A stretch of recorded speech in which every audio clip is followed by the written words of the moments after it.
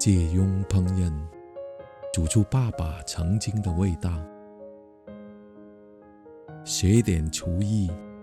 是自己和家人的福气。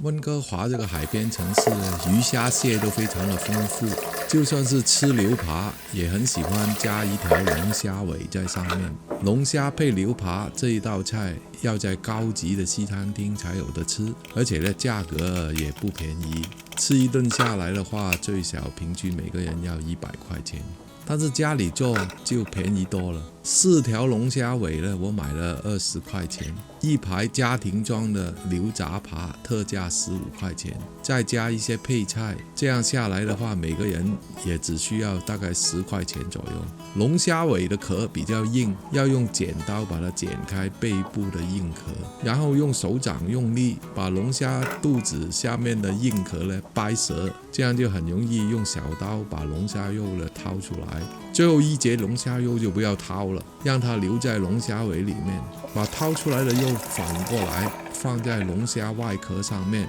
用水冲一下那些碎壳，这样就非常的漂亮，而且呢比较容易吃。在龙虾肉上面撒点盐和胡椒粉，腌它20分钟，龙虾肉就会变得非常的爽口。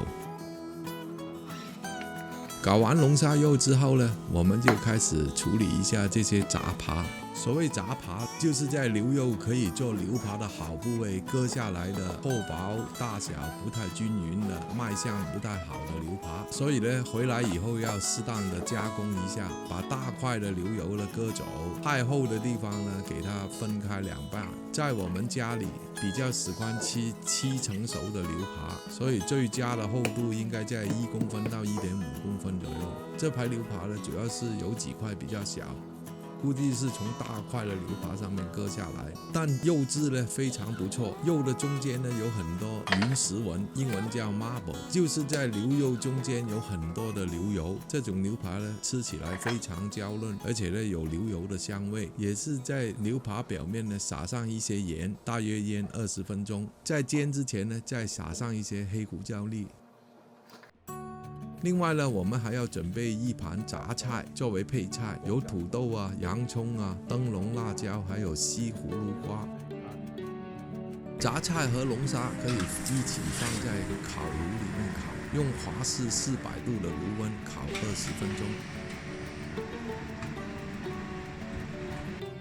在烤的过程当中，我们就可以开始煎牛扒了。煎牛扒的锅呢要烧热一点才放油，所以最好呢是用铸铁锅。如果用不粘锅，烧到这个高温，不粘锅的涂层就会被烧坏了。开始的时候不要翻动它，等到旁边看见有烧焦的金黄色，才把它翻过来。翻过来以后，煎到牛扒的表面有一些从里面流出来的血水，这样的牛扒呢就已经达到7成熟。再用夹子压一下那些由于拱起来不能煎到的部位，或者把牛扒夹起来竖起来，煎一下牛扒比较厚的侧面。如果你买回来的牛扒太瘦，煎到一半的时候你要加一些牛油，但我今天买的这一块牛扒呢已经有很多云石纹的牛油，就不用另外再加牛油了，加几块蒜片会增香。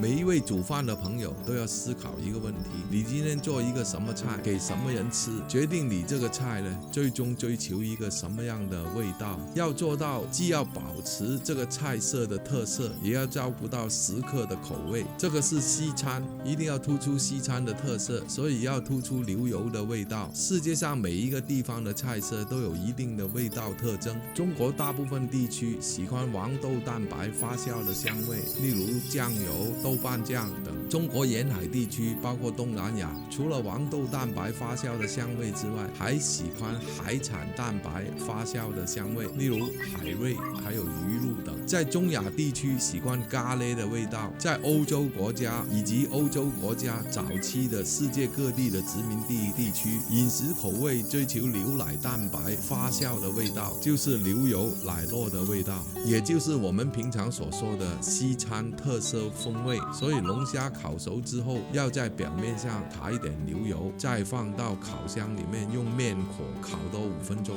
烤到龙虾表面有点金黄色。加拿大温哥华是一个多元文化的城市，世界各地特色风味餐饮都可以在这里品尝得到。这里长大的华人家庭小孩呢，中西餐都可以习惯，所以我们家中餐西餐经常转换口味。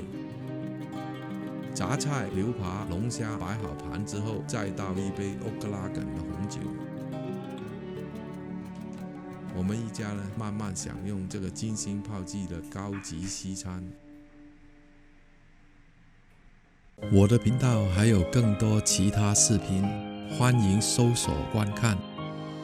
喜欢我的朋友，请帮我点赞、评论、转发、加关注。下次再见。